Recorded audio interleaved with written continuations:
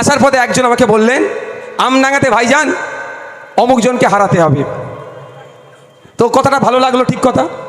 এখানে আমার এই পরিবারের একজন তৃণমূল কংগ্রেসের পক্ষ থেকে দাঁড়িয়েছে, দাঁড়াতেই পারে। তথাগত রায়, সৌগত রায়, একজন বিজেপি, একজন তৃণমূল, তাতে কোনো অসুবিধা নাই। তো আমডাঙ্গাতে দাঁড়িয়েছে মানে এই নয় যে নওশাদ সিদ্দিকী আদর্শগত জায়গা থেকে কাউকে খালি মাঠ ছেড়ে দেবে।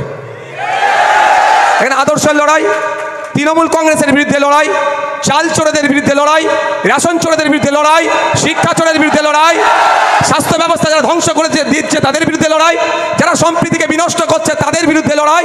সুতরাং এই আদর্শগত লড়াই আমি 1 ইঞ্চি কাউকে ছাড়বো না। ভাই আস্তে আস্তে, ভাই আমার, আমি একটু অনুরোধ করবো আপনাদের কাছে, সবার পক্ষে এখানে ঢোকা সম্ভব নয়। তো যে যেখানে আছেন কানে তো আওয়াজটা যাবে। এখন আপনারা ভেবে নেন এখানে চারিদিকে তৃণমূলের গুন্ডা বাহিনী দাঁড়িয়ে আছে, স্টেজে গেলে অসুবিধা হবে, মঞ্চে গেলে, তাই দূর থেকেই শোনে। যেটা পাড়াতে পাড়াতে করে, গুন্ডামি করে, ভাবে এখন গুন্ডামি করছে।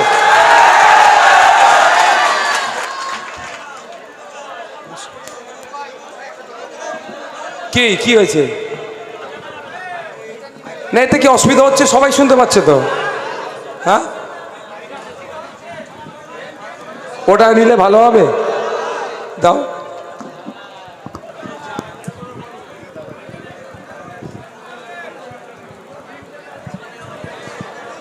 হ্যালো, আজকে বামপন্থীদের সমর্থনে আইএসএফের মনোনীত প্রার্থী বিশ্বজিৎ দার সমর্থনে আমরা এখানে একটা জনসভা করছি। আমার পূর্বেকার বক্তারা যারা বক্তব্য দিয়েছেন, আমার থেকে তাদের অনেক বেশি রাজনৈতিক অভিজ্ঞতা আছে, রাজনৈতিক জ্ঞান আছে। আমি গ্রামের ছেলে, আমি গ্রাম্য ভাষাটা একটু বেশি ভালো বলতে পছন্দ করি। গ্রাম্য ভাষাতেই আমি আপনাদের গুটি কয়েক কথা বলবো। এখন একদিকে বিজেমূল, অপরদিকে বাম আর আইএসএফ। আপনারা কোনটা গ্রহণ করবেন আপনাদের উপরে নির্ভর করছে। কারণ গণতন্ত্রের সবথেকে বড় অস্ত্র আপনাদের হাতে আছে, আর্টিকেল 326, ভোটদানের স্বাধীনতা, রাইট।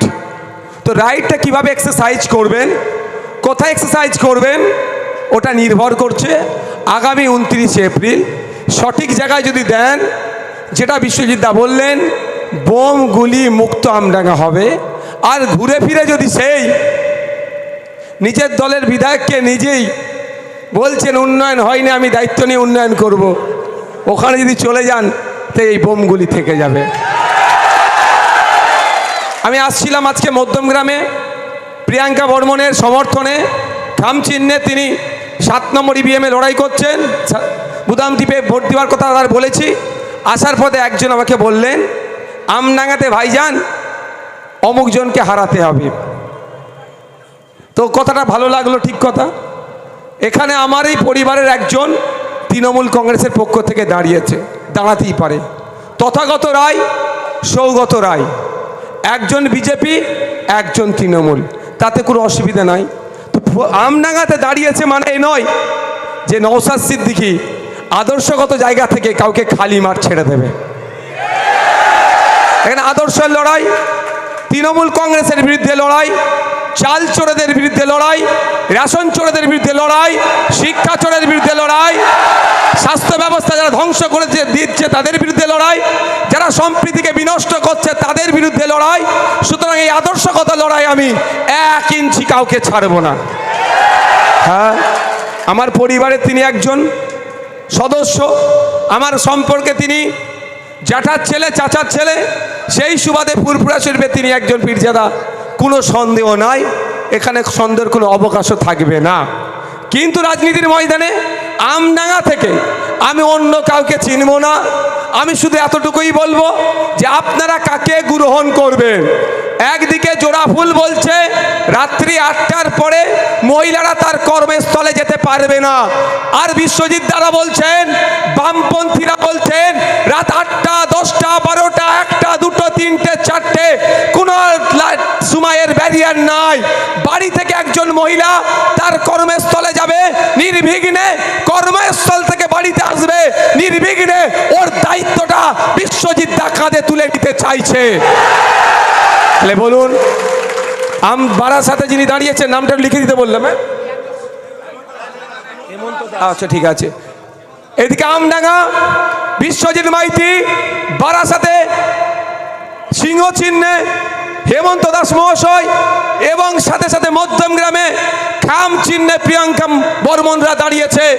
একটাই কথা, আপনার পরিবারকে বেকারত্বের দিকে ঠেলে দিচ্ছে। মাস গেলে মাত্র ১,৫০০ টাকা হাতে ধরাচ্ছে। তার পরিবর্তে হেমন্ত দাস, বিশ্বজিৎ মাইতি, প্রিয়াঙ্কা বর্মনরা বলছে আমাদেরকে ক্ষমতায় নিয়ে আসুন, ন্যূনতম ১৫ থেকে ২২,০০০ টাকার কাজের ব্যবস্থা আমরা করে দেব। গ্রহণ করবেন কাকে, গ্রহণ করবেন কাকে সেটা আপনাদের উপরে নির্ভর করছে। দেখুন, আমি অসত্য কথা বলতে পারি না, এটা আমার দুর্বলতা হতে পারে।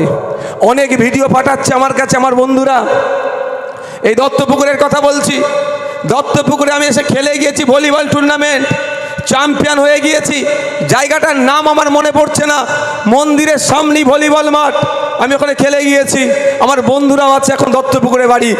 তো সুতরাং সে কথা হিসাবে বলছি যে আমি কারো হয়ে সাফাই গাইতে আসিনি, আরও সত্য কথা বলবো না। এই দত্তপুকুরের মাটি থেকে দাঁড়িয়ে আপনাদের কাছে বার্তা দেব, আপনারা কোনটা গ্রহণ করবেন। একদিকে জোড়া ফুল বলছে যে ১৫০০ টাকা দিয়ে বেকার তৈরি করে রাখবো, সার্টিফাইড বেকার তৈরি রাখবো। অপরদিকে বামপন্থী আইএসএফ খামচিহ্নরা বলছে ক্ষমতায় আসলে ওয়ান ফ্যামিলি ওয়ান জবের ব্যবস্থা করব। অর্থাৎ পরিবার পিছু একজন করে স্থায়ী কাজের ব্যবস্থা হবে।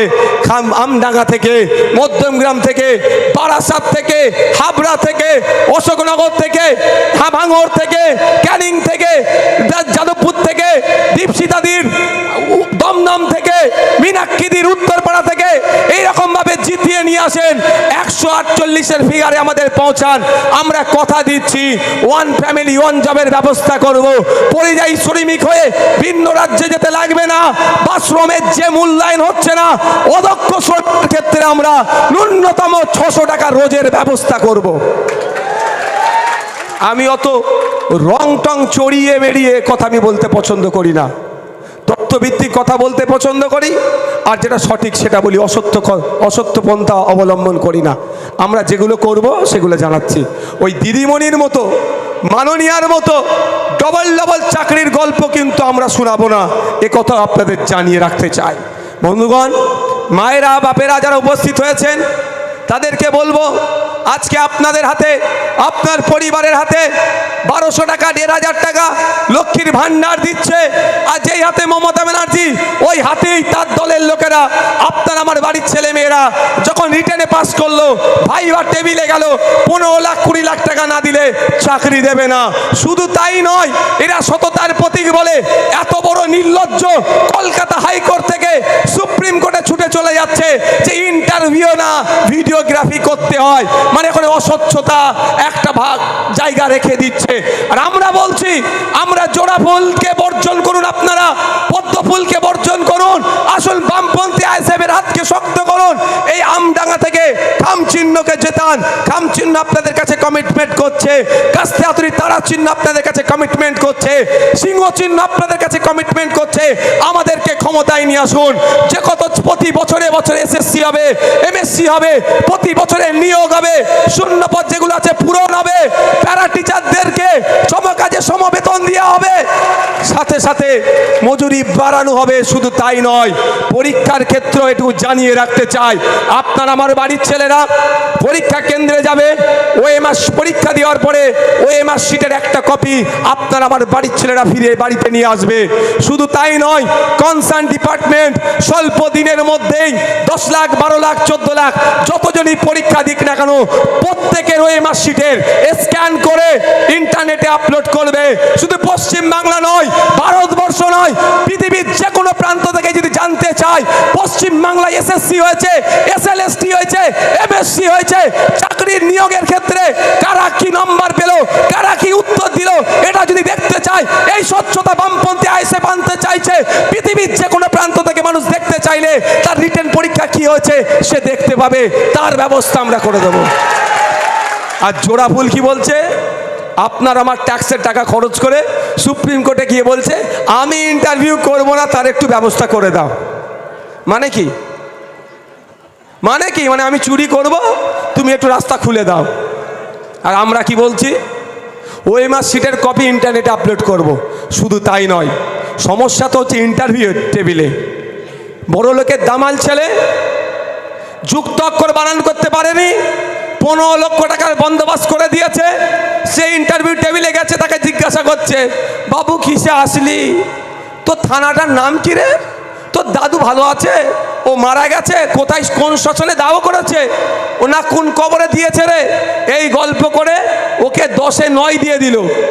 আর গরিবের শ্রমজীবী পরিবারের ছেলেটা যেদিন আমর সাহেবকে নিয়ে আসেন, যেদিন আনে দিন খায়, এই দত্তপুকুর বাজারে এসে সবজি বিক্রি করে, হাড় ভাঙা খাটুনি, সারাদিন মাঠে থাকে, কষ্ট করে ছেলেটাকে পড়ালো, কিন্তু 15 লক্ষ টাকা দেওয়ার সামর্থ্য নয়।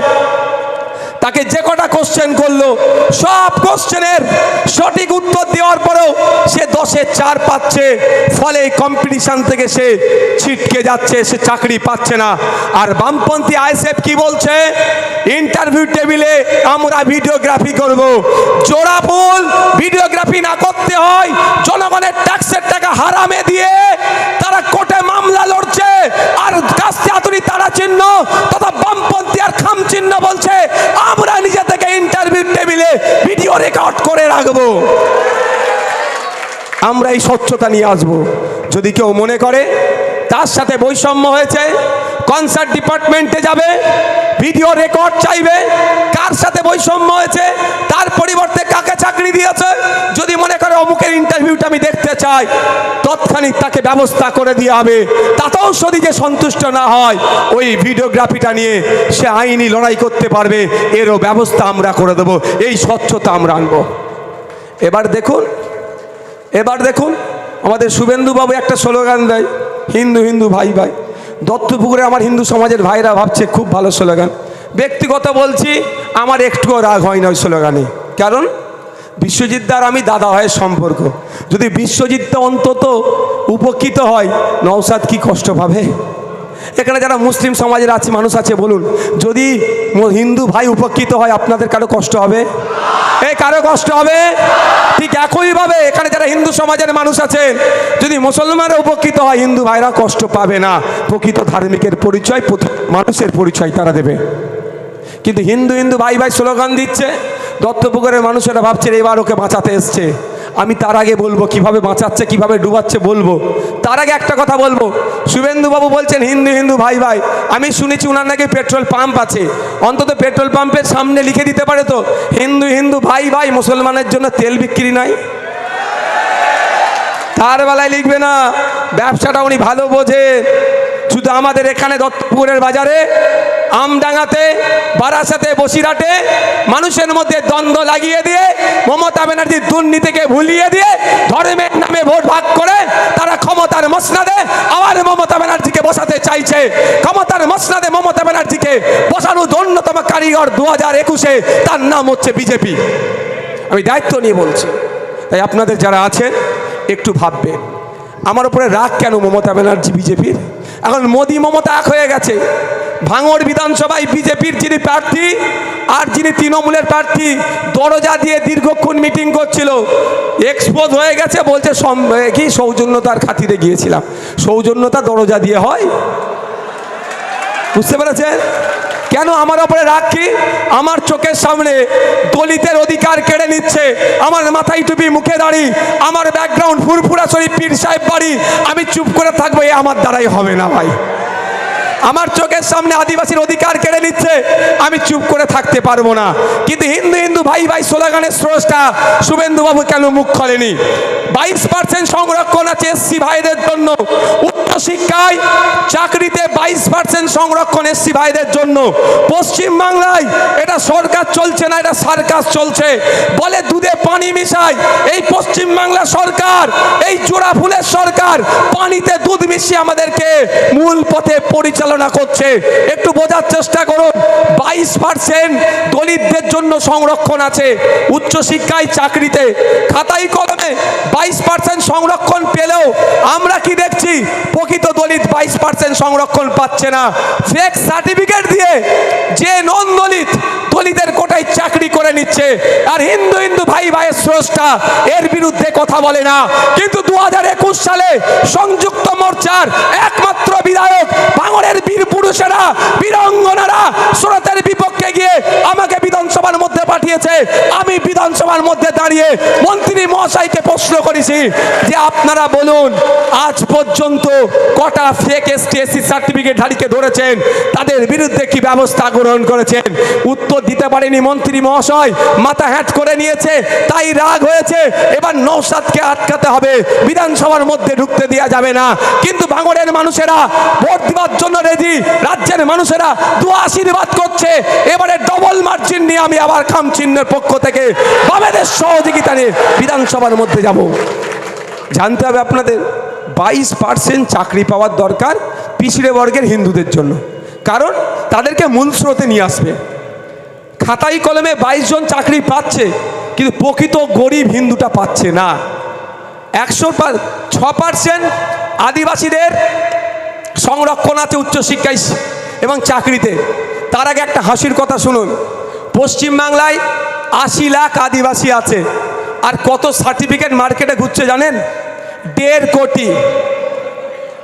আমি বললাম না দুধে পানি মেশায়, এটা পানিতে দুধ মিশাচ্ছে। 80 লাখ আদিবাসী আর 1.5 কোটি সার্টিফিকেট, মানে যেই টাকা দিয়েছে এঘাট ওঘাট হয়ে কালীঘাটে টাকাটা গেছে, সেই সার্টিফিকেটগুলো পেয়েছে। তো প্রকৃত 6% সংরক্ষণ পাওয়া দরকার আদিবাসীদের। খাতাই কলমে 6% আদিবাসী সংরক্ষণ পাচ্ছে, নন আদিবাসী আদিবাসী সেজে চাকরিটা পাচ্ছে। আর নওশাদ সিদ্দিকী চুপ থাকবে, এটা হতে পারে না। তাই বারবার এটা নিয়ে সোচ্চার হয়ে গেলে আওয়াজ আমার বিরুদ্ধে বিভিন্ন প্রোপাগান্ডা চালাচ্ছে, আমাদের বিরুদ্ধে চালাচ্ছে। তাই আপনাদের বলবো, জোড়া ফুল ফেক সার্টিফিকেট নিয়ে প্রকৃত দলিত আদিবাসীর অধিকার কেড়ে নিচ্ছে। পদ্ম ফুল চুপচাপ আছে, আর এদিকে বামপন্থীরা কাস্তে আতুরির তারা চিহ্ন, খাম চিহ্ন বলছে, সিংহ চিহ্ন বলছে। আগামী দিনে আপনারা আমাদেরকে ক্ষমতায় নিয়ে আসুন, 148-এর ম্যাজিক ফিগারে আমাদেরকে পৌঁছান। 6 মাস টাইম নেব, আমরা কমিশন বসাবো। রাজ্যে যত ফেক এসটি এসসি সার্টিফিকেট আছে সেইগুলো খুঁজে বার করব। সে শ্মশানে থাকুক আর কবরস্থানে থাকুক, খুঁজে বার করে সেইগুলোকে জ্বালিয়ে দিয়ে প্রকৃত আদিবাসীদের 22%, প্রকৃত দলিতদের 6%, যাতে উচ্চশিক্ষায় চাকরিতে ব্যবস্থা করা যায় 100 পয়েন্ট রোস্টার মেনে, তার ব্যবস্থা আগামী 4 মের পরে যে সরকার গঠন হবে, বামপন্থী খাম চিহ্ন যে সরকার গঠন হবে, তারা কাঁধে তুলে নেবে। এবার নির্ভর করছে আপনাদের উপরে, যে কি নির্ভর করছে? বিশ্বজিৎ দা মনে হচ্ছে ওই প্রার্থীর থেকে একটু কম শরীরের কালারটা, না? এটা ঠিক বলেছি তো? এইসব কী সব মাখলে চকচক করে বলেন না, এইসবগুলো মেখে বার হবেন, বুঝতে পেরেছেন? হাইটটাও বেশি আছে, শুধু একটা জায়গায় কম, সেটা হচ্ছে তুলনামূলক এমনি ফর্সা ছেলে। যাক, আপনারা এবার ডিসাইড করুন, আপনারা ডিসাইড করুন। আর আপনার চুলটা একটু ছোট আছে,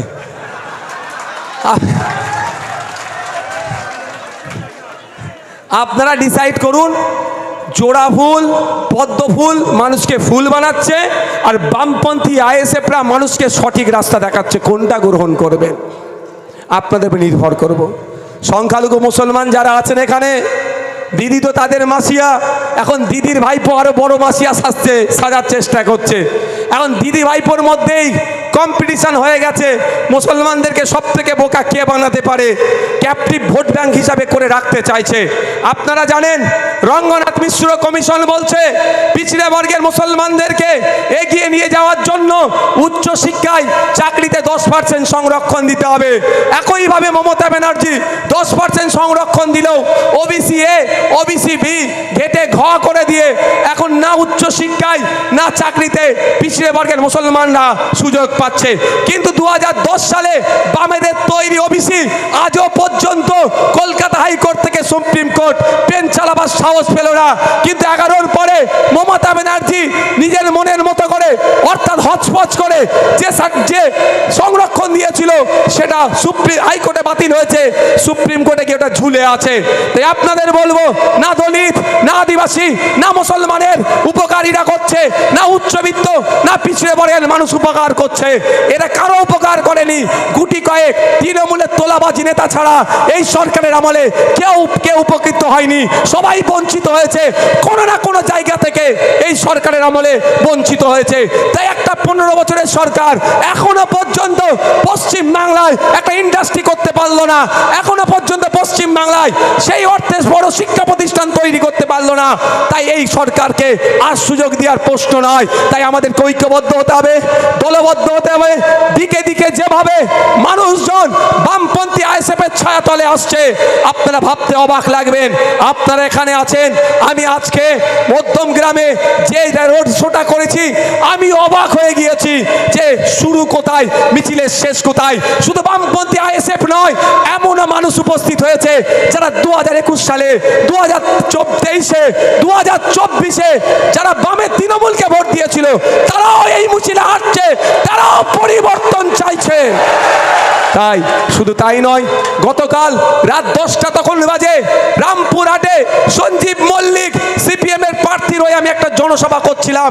সেখানে হাজার হাজার মানুষ রাত 10টা অবধি অপেক্ষা করছে আমাদের বক্তব্য শোনার জন্য। কোনো না কোনো আমি জায়গাতে একটা যেটা দেখতে পাচ্ছি যে এই নির্বাচন বিজেপির আর তৃণমূলের বাইনারি নয়, সেই সেটিং মানুষ ভেঙে দিয়েছে। তাই এগিয়ে আসছে, প্রকৃত অর্থে বাংলাকে যদি এগিয়ে নিয়ে যেতে পারে বামপন্থীরা পারবে, খামচিহ্ন পারবে। তাই খামচিহ্ন বামপন্থীদের ছায়াতলে হাজার হাজার মানুষ উপস্থিত হচ্ছে। তাই বলবো আপনাদের, আগামী 4 মে ইতিহাস রচনা হবে।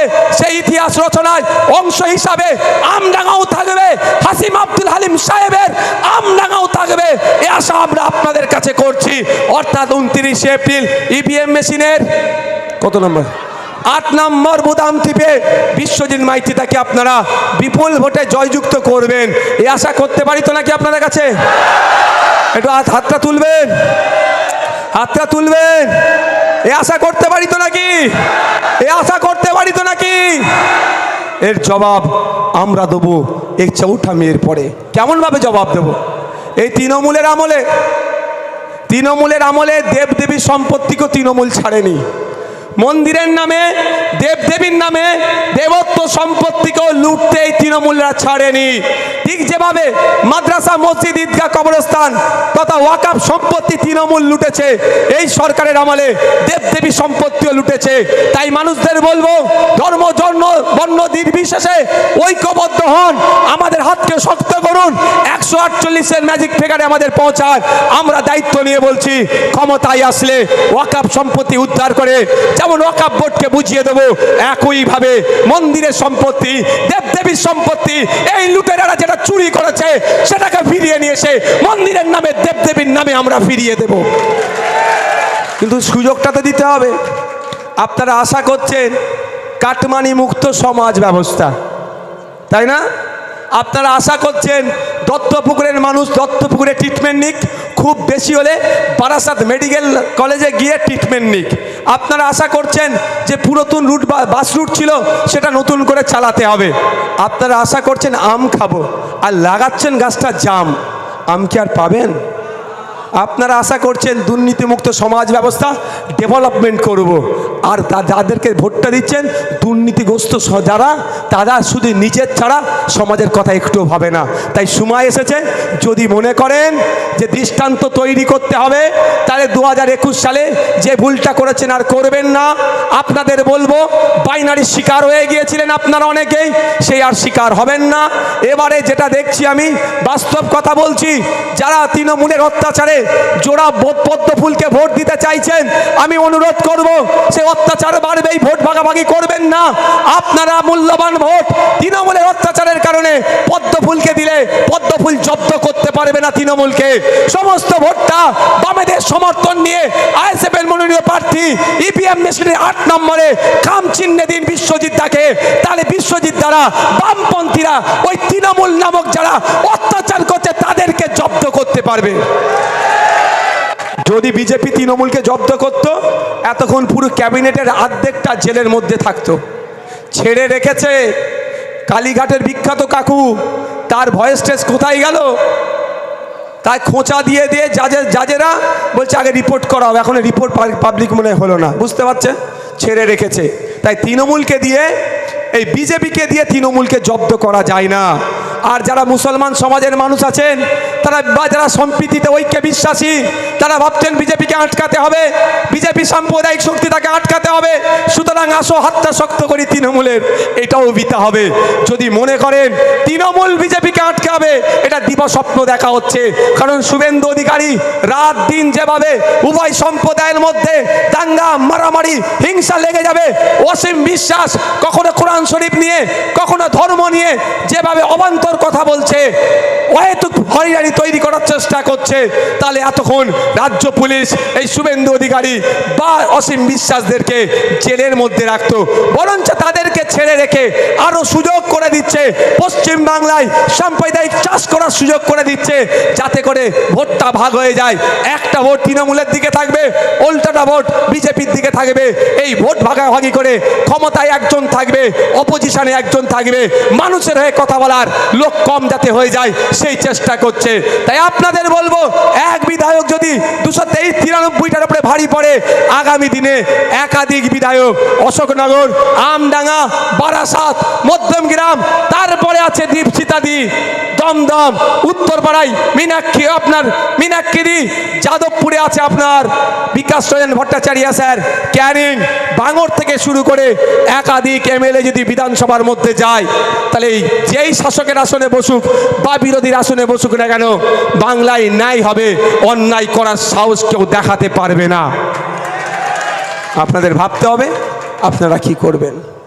দেখুন, ব্যাপারটা হচ্ছে আমার দেশ আমাদেরকে যে সিস্টেমটা দিয়েছে বাবা সাহেব আম্বেদকর, তার লিখিত সংবিধানে যে সিস্টেম আমাদেরকে দিয়েছে, অত্যন্ত সুন্দর সিস্টেম, কিন্তু সিস্টেম পরিচালনার লোকগুলোকে আমরা ঠিক পাঠাতে পারছি না। আপনি চেয়েছেন স্বাস্থ্যমন্ত্রী, এমন স্বাস্থ্যমন্ত্রী দিয়েছে, বারাসাত মেডিকেল কলেজ, তো এখানে যারা আছেন শুভবুদ্ধি সম্পূর্ণ অনেক মানুষ আছেন, হ্যাঁ তো ওইটাই বলতে যাচ্ছিলাম এক্ষুনি। শুভবুদ্ধি সম্পূর্ণ মানুষ আছেন, চোখ তুলে নিয়ে চুরি হয়ে গেল, চাকরি পেয়ে গেল, তদন্ত কি হলো? এখনো তদন্ত হলো? কারণ চোখ চোরের সাথে তৃণমূলের যোগাযোগ আছে বলে তদন্ত হয়নি। আমি দায়িত্ব নিয়ে বলছি, এতগুলো রেকর্ড হচ্ছে, এখানে একটা নির্বাচন কমিশনেরও ক্যামেরা আছে। আমি ভুল বললে আমাকে ছেড়ে কথা বলবে না। আমার নামে 17টা মামলা দিয়েছে। 2021 সালে আমার সম্পত্তি বেশি ছিল, মামলা ছিল নীল। 2026 সালে আমার সম্পত্তি কমে গেল, মামলা হয়ে গেল 17টা। হ্যাঁ, এটাই আদর্শগত লড়াই, এটাই হচ্ছে বামপন্থী আইএসএফ এর যৌথ লড়াই, যে তোলা তুলে খাবো না, পারলে মালার কেসের মালা পরবো, কিন্তু মানুষের কাছে তোলাবাজি কাটমানি নিয়ে সংসার চালাবো না। বন্ধুগণ, তাই আমাদের একটু ভাবতে হবে সিস্টেমে কাদেরকে পাঠাবো। আপনারা বলুন, মেডিকেল কলেজ থেকে রেফার করছে কি করছে না? বারাসাত মেডিকেল কলেজ থেকে রেফার করে কলকাতায় পাঠায় কি পাঠায় না? এটা বলুন না আপনারা। আমি ব্লক হসপিটালের কথা ছেড়ে দিলাম। আচ্ছা, আপনারা বলুন, মেডিকেল কলেজ মিন্স হাইয়েস্ট হেলথের ইনস্টিটিউশন, ওর থেকে বড় আর মনে হয় না। সব রিসার্চ গবেষণা মেডিকেল কলেজে হয়। তাহলে বারাসাত মেডিকেল কলেজ মানে ওখানে সব ধরনের গবেষণার মধ্যে হচ্ছে, ওখান থেকে আবার রুগীকে রেফার করতে হবে কেন? এখানে চলে আসো একটু। ওখান থেকে রুগীকে রেফার করতে হবে কেন? এটা কেমন জানেন? দার্জিলিং হিল ইউনিভার্সিটি দিয়েছে মমতা ব্যানার্জি, পঞ্চানন বর্মা ইউনিভার্সিটি দিয়েছে। খোঁজ নিয়ে দেখুন, না ডিপার্টমেন্ট আছে না ফ্যাকাল্টিজ আছে। ও নাম কাও আসছে ইউনিভার্সিটি, ডিপার্টমেন্ট খুঁজে পাওয়া যায় না। ঠিক একইভাবে মেডিকেল কলেজ নাম দিয়েছে, এখানে বিভিন্ন ডিপার্টমেন্ট খোলে না। কারণ আছে, বারাসাত সাংগঠনিক তৃণমূলের জেলার নেতাগুলোর সাথে দেখুন বারাসাতের প্রাইভেট হসপিটালের মালিকগুলোর কত ভালো সম্পর্ক। কেন? দত্তপুকুরের সরকারি হসপিটালে যদি এক্স রে মেশিন থাকে আপনারা কেউ প্রাইভেটে গিয়ে এক্স রে করবেন? তাহলে ওরা মাছি মারবে। ওই জন্য দত্তপুকুরের তৃণমূলের নেতাগুলোর সাথে একটু খোঁজ নিয়ে দেখুন প্রাইভেট ডায়াগনস্টিক সেন্টারের মালিকগুলোর কত ভালো সম্পর্ক। হয়তো অনেকে মাছও দেয় যে এক্স রে মেশিন থাকলেও তুমি টেকনিশিয়ান চাইবে না, টেকনিশিয়ান থাকলেও রিপোর্ট করবে যে প্লেটটা, সেটা থাকবে না। যদি ভাগ্য খুব ভালো থাকে প্লেট থাকলেও রিপোর্টে যে কাগজ প্রিন্ট করা সেটাও থাকবে না। এটা আমি দায়িত্ব নিয়ে বলছি। একথা আমি বিধানসভার মধ্যে দাঁড়িয়ে মাননীয় স্বাস্থ্যমন্ত্রীকে বলেছিলাম। স্বাস্থ্যমন্ত্রী অনেক প্রশ্নের উত্তর দিয়েছে, আমার এই প্রশ্নের উত্তর দিয়েও সৎসাহস দেখাতে পারেনি। এটা পশ্চিমবাংলার বাস্তব চিত্র। সরকারি হসপিটালগুলোকে মৃতপ্রায় করে বেসরকারি হসপিটাল থেকে মুনাফা লুটার জন্য তৃণমূল এইগুলো কাজগুলো চালাচ্ছে। আর আমরা আপনাদের বলছি ক্ষমতায় নিয়ে আসুন আমাদেরকে, ব্লক হসপিটালে আপনাদের ট্রিটমেন্টটা যত পেয়ে যাবেন। এ হেভি ট্রিটমেন্ট নেওয়ার জন্য কলকাতা শহরে যেতে লাগবে না। আপনার কলকাতা পিজি হসপিটাল, এনআরএস চিত্তরঞ্জনের মতো সরকারি স্টার হসপিটালকে তুলে নিয়ে এসে উত্তর 24 পরগনা, দক্ষিণ 24 পরগনা, হাওড়া, হুগলি, দিনাজপুর, মালদা, মুর্শিদাবাদে আমরা তৈরি করে দেবো। দায়িত্ব নিয়ে বলছি। আপনাকে এখানে জেলার মানুষকে কলকাতার পিজি থেকে চিকিৎসা নিতে হবে না। ক্ষমতায় বামপন্থী আইএসএফকে নিয়ে আসুন, কলকাতার পিজি তুলে নিয়ে এসে জেলায় বসিয়ে দেবে। এটা দায়িত্ব নিয়ে বলছি। আমি আবারও বলছি, মাননীয়ার মতো ডবল চাকরির আমি গল্প শোনাচ্ছি না। বলতে পারেন ভাইজান সম্ভব কী করে? রায়গঞ্জে এমস হওয়ার কথা ছিল, কল্যাণীতে হয়েছে। কত টাকার প্রজেক্ট? 850 কোটি টাকার প্রজেক্ট। ও টাকা 1000 টাকা ধরছি, 1000 কোটি টাকার প্রজেক্ট হবে আজকের ডেটে। গত বছরে আমাদের অর্থবর্ষে পশ্চিমবাংলা সরকারের হেলথ বাজেট কত ছিল আপনারা জানেন? কেউ জানেন কি? 25,000 কোটি টাকা। 10.5 কোটি মানুষকে হেলথ ফ্যাসিলিটি দেবে, স্বাস্থ্য পরিষেবা দেওয়ার জন্য 25,000 কোটি টাকা বরাদ্দ ছিল 10.5 কোটি মানুষের জন্য। গেল কোথায়? খুঁজতে হবে না? এটা কি মমতা ব্যানার্জি ট্যাক্সাল থেকে ছাপিয়ে দিচ্ছে নাকি? আপনার আমার মেহনতের টাকা। সকালবেলা এই বাজারে এসে জিনিস সবজি বিক্রি করেন, তারও ট্যাক্সের টাকা ওই 25,000 কোটি টাকাতে আছে। আবার যে এসি রুমে বসে বিজনেস করেন, তারও ট্যাক্সের টাকা আছে।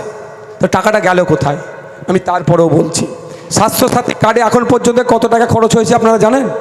2025-এর লাস্ট 24 পর্যন্ত 10,000 কোটি টাকা। ভালো করে একটু বোঝার চেষ্টা করুন। স্বাস্থ্যসাথী কার্ডে 10,000 কোটি টাকা অলরেডি খরচ হয়ে গিয়েছে। ওই 10,000 কোটি টাকা যদি সত্যিকারের অর্থে বাংলার মানুষের স্বার্থে যদি খরচ করা হতো, তাহলে স্বাস্থ্যের বিপ্লব হয়ে যেত। 10টা জেলায় 10টা পিজি হসপিটাল তৈরি করে দেওয়া যেত।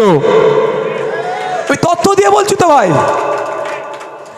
এটা আপনার পাড়ার নেতার নাম জানুন না, তৃণমূলের যে আছে সে থেকে আর মমতা ব্যানার্জি পর্যন্ত জানে। নওশাদ সিদ্দিকী যেটা বলে তথ্য দিয়ে কথা বলে।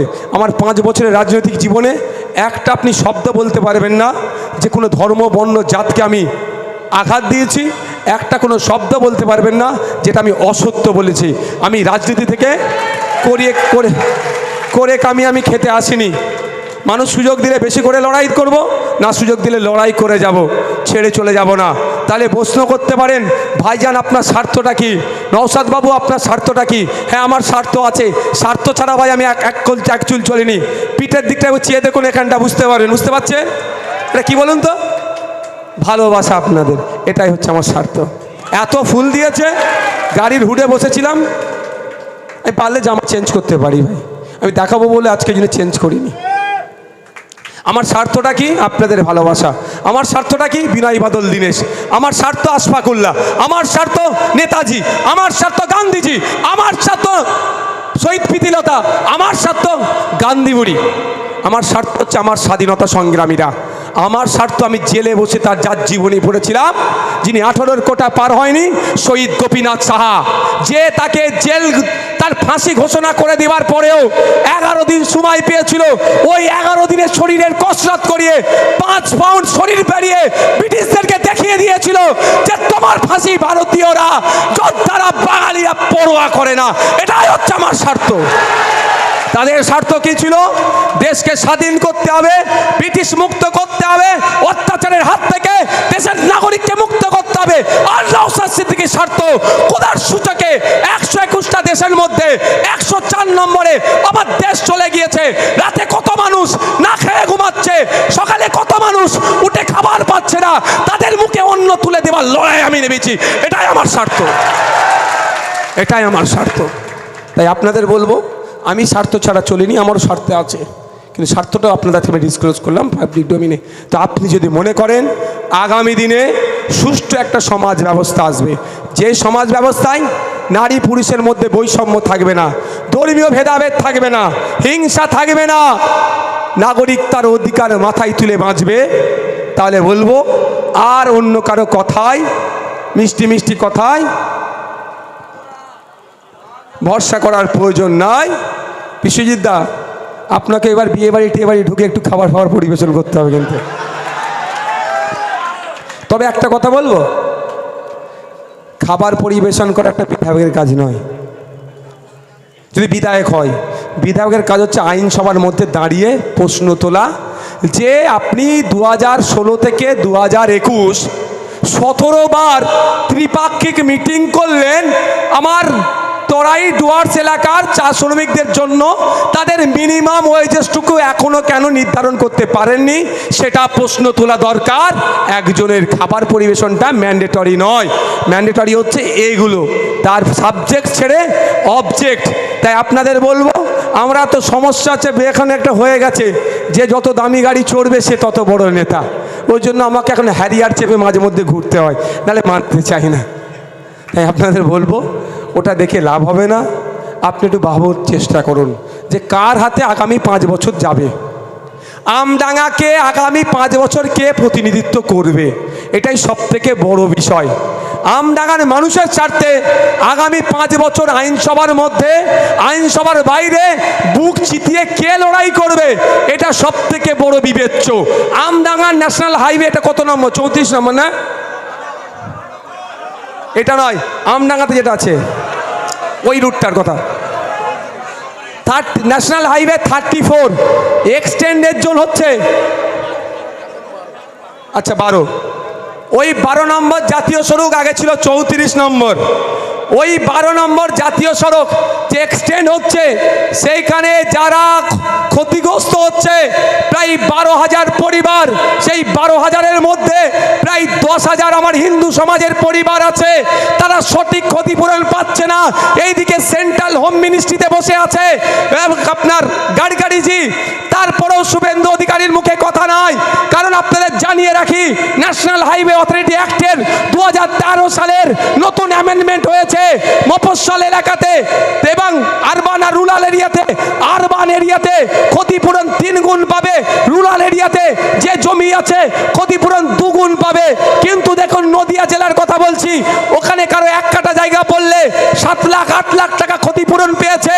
আর আমডাঙ্গার খোঁজ নিয়ে দেখুন, পুরো একটা সিস্টেম এখানে দুর্নীতি করেছে।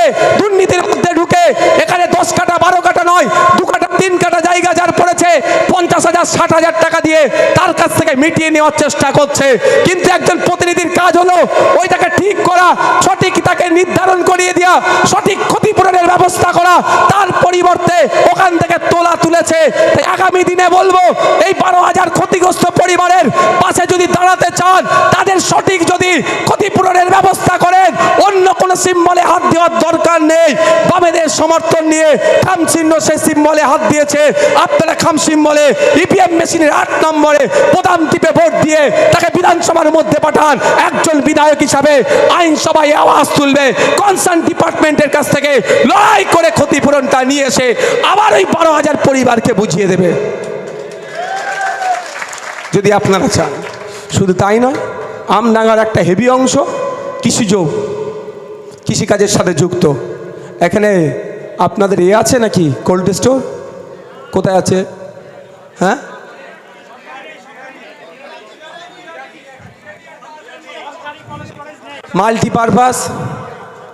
মাল্টিপারপাস যে কটা আছে তাও ক্যাপাসিটি কম। এখন অত্যাধুনিক টেকনোলজি বেরোচ্ছে। একটা ফল দীর্ঘদিন রাখতে পারবেন মাল্টিপারপাস কোল্ড স্টোরে। আজকে উৎপাদিত ফসলের 3 গুণ দাম আমডাঙ্গার কৃষকরা পাচ্ছে না, কিন্তু আমডাঙ্গার কৃষক যেটা পাওয়া দরকার সেটা পাচ্ছে না। আপনি কালকেই গিয়ে হলে হবে না, নেটে সার্চ করে দেখে নেবে। এখনই যে কটা কম্পিটিশানে আছে সেই প্রার্থীদের ফোন করুন, কৃষকরা এখনই ফোন করবেন আমার বক্তব্য শেষে, যে স্বামীনাথন কমিশনে উৎপাদিত ফসলের কত গুণ দাম বলেছে। দেখবেন খাই না আমাকে তখন বলবে, কোনো হুঁশ নেই তো। ভোটে জিততে হবে, তার জন্য যা করতে হয় 2 প্লেটে ভাত তুলে দেয়, দিয়ে দাও, কারণ একবার জিতে গেলে তো 1,21,000 মাসে পাবো, ওই চিন্তায় আছে সব। আর আমরা বলছি ক্ষমতায় নিয়ে আসুন, স্বামীনাথন কমিশনে সুপারিশ অনুযায়ী যে কটা কৃষকদের স্বার্থে সুপারিশ করেছে তার ব্যবস্থা আমরা করে দেব। C+2x50, C+2x50 ফসলের দাম। সহজ ভাষায় এই দত্তপুকুরের যারা কৃষক আছেন, আমার আওয়াজ যারা শুনছেন, যারা বিজেপি করেন, যারা তৃণমূল করেন, অন্যান্য দল করেন, এখনো ভাবছেন কাকে ভোট দেবো কি ভোট দেবো না, আপনি কৃষক, আপনার জন্য বলবো ভোটটা অন্য কোনো জায়গায় দিয়ে নষ্ট করবেন না। আপনি জনগণের বিধায়ক হিসাবে বিশ্বজিৎ দাকে পাঠান, বিশ্বজিৎ আইনসভার মধ্যে গিয়ে স্বামীনাথন কমিশনের সুপারিশগুলো বাস্তবায়নের কথা বলবে। C+2x50 50% তথা উৎপাদিত ফসলের 3 গুণ দামের কথা বলবে। আমরা কোন জায়গায় ক্ষতিগ্রস্ত হচ্ছি, পশ্চিম বাংলার কৃষকরা কোন জায়গায় ক্ষতিগ্রস্ত হচ্ছে, ফসলের উৎপাদিত ফসলের দাম না পাওয়ার জন্য মাসিক গড় আয় তাদের কমে যাচ্ছে। এটা বলে আমি শেষ করে দেবো। এনার্জি আছে? আমি ভাঙড়ের বিধায়ক, তো আমার কৃষিজ এলাকা, স্বাভাবিকই আমার কৃষির দিকে একটু টান বেশি। কৃষকদের এই দুর্দশার কথাটা বলবো, আর দুর্দশা থেকে কিভাবে উতরানো যায় সেটা বলে শেষ করব। শুনতে রাজি আছেন? শুনতে রাজি আছেন? SIR নিয়ে সবাই জেনে গেছে মোদি মমতার খেলা। মোদি মমতা মিলে 27 লক্ষ বাঙালি মানুষ, তার মধ্যে 17 লক্ষ হিন্দু আর 10 লক্ষ মুসলমানকে রাস্তায় বসিয়েছে এই মোদি মমতা। প্রত্যেকের উচিত হবে এই 27 লক্ষ বাঙালির ভোট ডিলিট করেছে, এর বিরুদ্ধে এই এর বিরুদ্ধে প্রতিবাদ জানিয়ে মোদি মমতাকে পশ্চিম বাংলা থেকে নীল করতে হবে। না, নতুন করে বলতে লাগবে না, সবাই জেনে গেছে এই খেলা কি। যেভাবে ওয়াকাফ খেয়েছে, ওবিসি খেয়েছে, SIRও খেয়েছে, মোদি মমতার জন্য দুজনে মিলে হয়েছে। যাক, আমি এটা থেকে আসা যায় আস্তে আস্তে আস্তে আস্তে। কৃষকরা উৎপাদিত ফসলের দাম পান। রঙ্গনাথ মিশ্র স্বামীনাথন কমিশন বলছে উৎপাদিত ফসলের 3 গুণ দাম পাবেন। কেমনভাবে পাবেন তার আগে বলি, পশ্চিমবাংলার কৃষকদের মাসিক গড় আয় কত আপনারা জানেন? কৃষক এখানে প্রচুর আছে, তাও জানেন না, আমি বলে দিচ্ছি। বিলো 8,000, আগে ছিল বিলো 7,000। এই ভাঙড়ের বিধায়ক বারবার মন্ত্রীকে খোঁচা দিয়ে 1,000 টাকা বেড়েছে ইনকাম। কিন্তু এটাও না, আপনারা জানেন কাশ্মীর, যেখানে সব থেকে বেশি আর্মি থাকে, বেশি সময় শাটডাউন থাকে, ওখানকার কৃষকরা মাস গেলে 12,000 টাকা ইনকাম করে। হরিয়ানার কৃষকরা 22,000-এর বেশি ইনকাম করে। তামিলনাড়ু, মহারাষ্ট্র 22,000, 25,000, 18,000 ইনকাম করে। আর একটা রাজ্যের নাম শুনবেন, মেঘালয় রাজ্য। ওখানকার কৃষকরা মাস গেলে 30,000 টাকা ইনকাম করে। মেঘালয়ে কৃষিজ জমি মাত্র 380 হেক্টর মতো, আর পশ্চিমবাংলায় 88 লক্ষ হেক্টর কৃষিজ জমি। আমরা 8,000 নিচে কেন ইনকাম করছি, আর ওরা 30,000-এর বেশি কেন ইনকাম করছে? আমি একটা ছোট্ট উদাহরণ দিয়ে দেবো। একটা ফুলকপি তৈরি করতে কত খরচ? 3 টাকা। আপনি বিক্রি করেন কত? খুব ভাগ্য ভালো হলে 4 টাকা 5 টাকা, আর ভাগ্য খারাপ থাকলে 2.5 টাকা 2 টাকাতেও বিক্রি করে দিতে হয়, নাহলে ফসল মাটি পড়ে থাকবে, তাই তো? আমি অ্যাভারেজ 3 টাকাতে তৈরি, 3 টাকাতেই বিক্রি করছেন, তাহলে মাসের শেষে আপনার ইনকাম এসে দাঁড়াচ্ছে কত? 8,000। আর স্বামীনাথন কমিশনের সুপারিশ মেনটেন করে যদি এটা বিক্রি করা হতো তাহলে 9 টাকায় বিক্রি হতো। 9 টাকা, 3 টাকা খরচ, 3 টাকা সময়, 3 টাকা লাভ, 3 টাইমস C ইন্টু, তাহলে 3 আসতে 24,000 ইনকাম, 24,000 হয়ে যেত। আপনাদের বলবো কৃষকরা 24,000 টাকার যদি ইনকাম করতে চান, আসুন।